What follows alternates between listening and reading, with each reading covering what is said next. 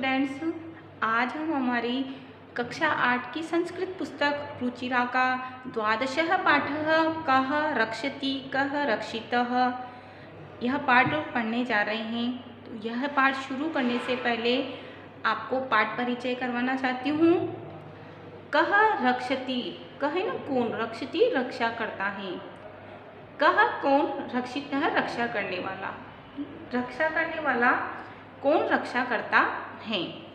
प्रस्तुत पाठ स्वच्छता तथा पर्यावरण सुधार को ध्यान में रखकर सरल संस्कृत में लिखा गया एक संवादात्मक पाठ है।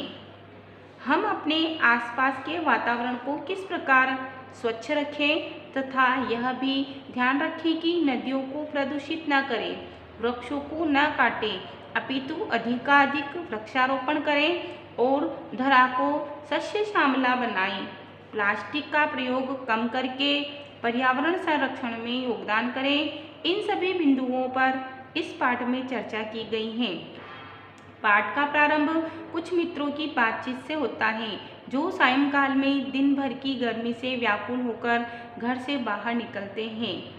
तो छात्रों, आपने पाठ परिचय के अंतर्गत पढ़ा कि यह पाठ जो है स्वच्छता पर आधारित है तथा हमें पर्यावरण में किस प्रकार स्वच्छता बनाए रखनी है, वृक्षों का कर्तन नहीं करना है, अर्थात हमें वृक्षों को नहीं काटना है, और नदियों के जो स्रोत, पानी के जो स्रोत हैं उन पानी के स्रोतों को भी हमें गंदा नहीं करना और प्लास्टिक का कम से कम उपयोग करना। इन सभी बातों की चर्चा हम इस पाठ के अंतर्गत करेंगे और यह पाठ जो है यह एक संवाद, इन सभी बिंदुओं पर इस पाठ में चर्चा की गई है। आइए हम शुरू करते हैं हमारा संवाद पाठ।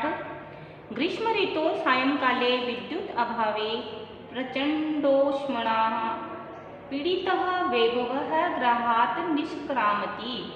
ग्रीष्म ऋतु में सायंकाले शाम के समय में विद्युत भावे, विद्युत के अभाव में या बिजली के अभाव में, प्रचंडोष्मणा अर्थात प्रचंड गर्मी से पीड़ितः दुखी, वैभव गृहात् निष्क्रामति घर से निकलता है। कि गर्मी के मौसम में या गर्मी की ऋतु में शाम के समय बिजली के अभाव में प्रचंड गर्मी से दुखी वैभव घर से निकलता है। वैभव, अरे परमिंदर, कि हे परमिंदर, अपि तुम भी विद्युत भावेन बिजली के अभाव से पीड़ितः दुखी बहिरागतः बाहर आए हो।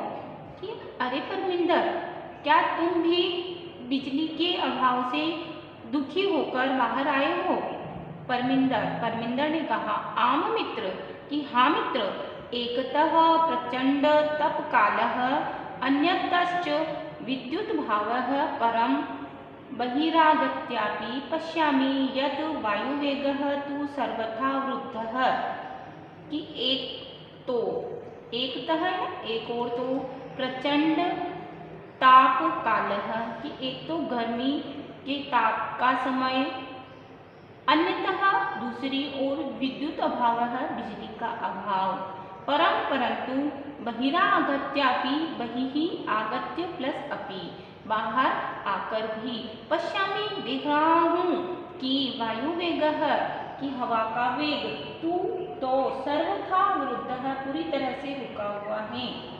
कि एक और तो गर्मी के ताप का समय और दूसरी तरफ बिजली का अभाव, परंतु बाहर आकर भी मैं यह देख रहा हूँ या अनुभव कर रहा हूँ कि वायु का जो वेग है, हवा का वेग है, वह तो पूरी तरह से रुका हुआ है, अर्थात वायु भी पूरी तरह से रुकी हुई है। सत्यम एवं उक्तम, सत्य ही कहा गया है। प्राणीति पवनेन जगत सकलम सृष्टिर्निखिला चैतन्यमयी क्षणमपि न जीव्यतेन अनेन विना सर्वतातिशयान्वितः पवनः। प्राणीति अर्थात प्राणवायु, पवनेन पवन से, प्राणदायी पवनेन पवन से, जगत संसार सकलमिन सारा, कि सारा संसार प्राणदायी वायु से, और सृष्टि निखिला, निखिला सृष्टि, संपूर्ण सृष्टि, चैतन्यमयी, चैतन्यमयी का चैतन्य का विलोम होता है जड़, और जड़ का अर्थ होता है निर्जीव। तो चैतन्य का अर्थ होता है सजीव, चैतन्यमयी सजीव। क्षणमपि, क्षण भर भी, नयन ही जीव्यते अनेन, जीवित रह सकता है अनेन, इसके बिना बिना। सर्वता सर्वा अतिशयाशायी मूल्य, सर्वातिशाही मूल्य तत् सबसे अत्यधिक मूल्यवान। पवनः पवन है कि सजीव संपूर्ण सृष्टि की, संपूर्ण सृष्टि भी क्या है, सजीव है। और प्राणदायिनी, इस हवा से सारा संसार और संपूर्ण सृष्टि जो सजीव है, इसके बिना क्षण भर भी जीवित नहीं रह सकती है। यह सभी के लिए बहुत अधिक मूल्यवान है, अर्थात पवन जो है, हवा है, वह सबसे अधिक मूल्यवान है। इसके बिना सभी सजीव वस्तुएं और संपूर्ण सृष्टि और संपूर्ण प्राणदायी जो हवा है, वह संपूर्ण प्राणदायी है। इसके बिना कोई भी सजीव वस्तु इस संपूर्ण सृष्टि के बिना जीवित, इस हवा के बिना जीवित नहीं रह सकती। प्राणदायी इस वायु से संपूर्ण सृष्टि सजीव है, और सभी संपूर्ण संसार भी इस हवा से ही जीवित है। इसलिए यह जो हवा है, यह सबसे अधिक मूल्यवान है, और इसके बिना एक क्षण भर भी जीवित नहीं रहा जा सकता है। विनय ने कहा, अरे मित्र, कि है मित्र, शरीरात् न केवलं श्वेतबिन्दवः अपितु श्वेतधारा इव प्रस्रवन्ति, स्मृतिपथम् आयाति। शुक्लमहोदयेन रचितः श्लोकः, कि हे मित्र, शरीर से न केवल श्वेतबिन्दवः पसीने की बूंदे, अपितु बल्कि श्वेत धारा पसीने की धारा के समान प्रस्फुरन्ति बह रही हैं। कि शरीर से न केवल पसीने की बूंदे ही बल्कि पसीने की धारा बह रही है। स्मृति पथम आयाति, स्मृति पथ पर आता है, अर्थात याद आता है।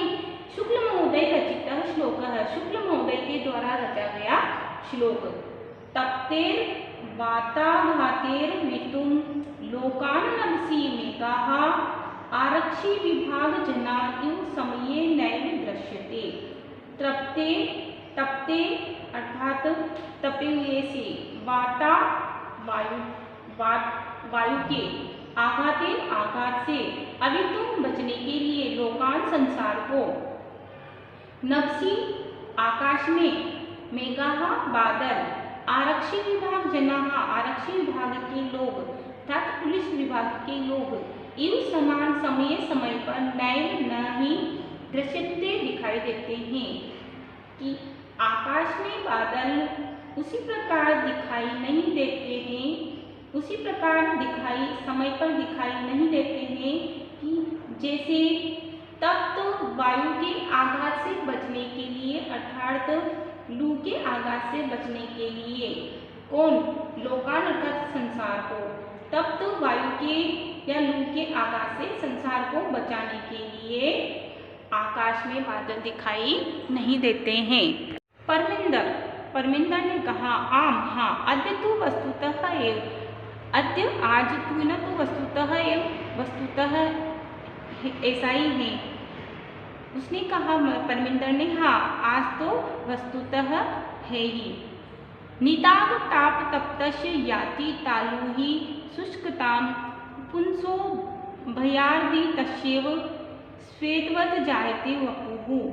निदाग ताप तप्तस्य, तत् गर्मी के ताप से दुखी मनुष्य का, याति प्राप्त हो जाता है, तालु तालु, मुख का भाग, अंदर का भाग होता है तालु ही, क्योंकि शुष्कता सूख जाता है।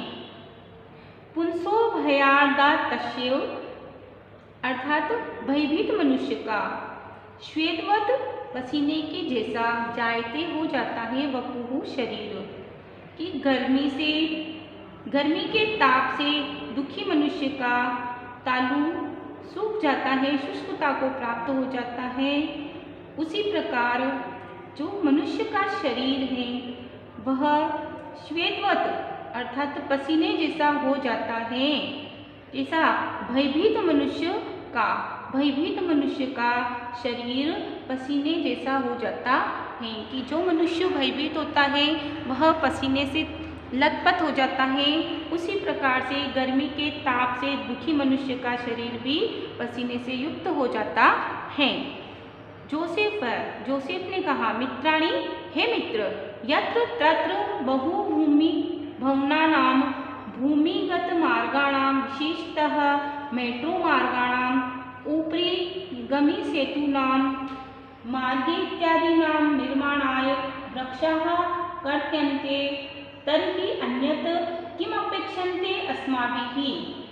मित्राणि, कि हे मित्रों, यत्र तत्र, कि यहाँ वहाँ, बहुभूमि भवनाना अर्थात बहुमंजिले भवनों पर, भूमिगत मार्गाणाम और भूमिगत मार्गों में, विशेष रूप से मेट्रो मार्ग और पुल पर बनाए गए ऊपरीगत सेतुनाम अर्थात जो ऊपर पुल है मित्रों, यहाँ वहाँ बहुमंजिले भवनों को, भूमिगत मार्गों को और विशेष रूप से मेट्रो मार्गों को और ऊपर ऊर्ध्वगामी पुलों पर आदि मार्गों के निर्माण के लिए वृक्ष काटे जाते हैं। तो हमारे द्वारा क्या अपेक्षा की जाती है या हमारे द्वारा दूसरी क्या अपेक्षा करते हैं? वयं तो विस्मृतवन्तः एव, हम तो भूल ही गए हैं। एकेन वृक्ष शुष्कवृक्षेण दह्यमानेन वह्निना दह्यते तद्वनं सर्वं कुपुत्रेण कुलं यथा। कि जिस प्रकार से कुपुत्रेण कुलं यथा, कि जो कुपुत्र होता है वह सारे कुल को नष्ट कर देता है, वैसे ही दह्यमानेन वह्निना अर्थात आग से जलता हुआ कैसा शुष्क वृक्षेण सूखे वृक्ष के द्वारा, सूखे वृक्ष से, और सूखा वृक्ष कैसा है? एक ही सूखे वृक्ष से, कि आग से जलता हुआ एक ही सूखे वृक्ष से सारे वन को नष्ट किया जा सकता है, सारा वृक्ष जला दिया जाता है। जिस प्रकार से कि एक ही कुपुत्र सारे कुल को नष्ट कर देता है। छात्रों, आज हम हमारा अध्ययन यहीं तक रखते हैं। कल पुनः हम इसके आगे वाला भाग लेकर पुनः आपके समक्ष उपस्थित होंगे। जो हमने यह पाठ पढ़ा आप इसका अध्ययन करें और इस अनुवाद में आए हुए कठिन शब्दों को याद करें ताकि आपको अर्थ आसानी से समझ में आए। धन्यवाद।